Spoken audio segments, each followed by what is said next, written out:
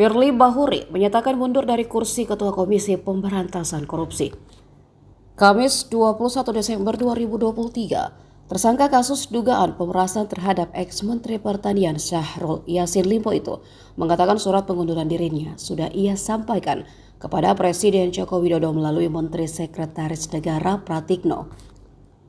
Di hadapan media, Firly menyampaikan permintaan maaf karena tak bisa menyelesaikan masa jabatan yang seharusnya berakhir 20 Desember 2024 nanti. Artinya tepat 4 tahun menjabat, Firly mengundurkan diri sebagai pimpinan di lembaga anti rasuah itu karena terjerat kasus dugaan pemerasan. Firly mengatakan dirinya sudah mengabdi untuk bangsa dan negara selama 40 tahun.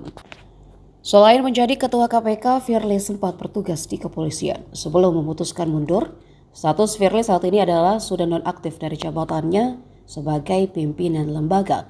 Ia diberhentikan sementara karena berstatus sebagai tersangka kasus dugaan terhadap ex-Menteri Pertanian Syahrul Yassin Limpo.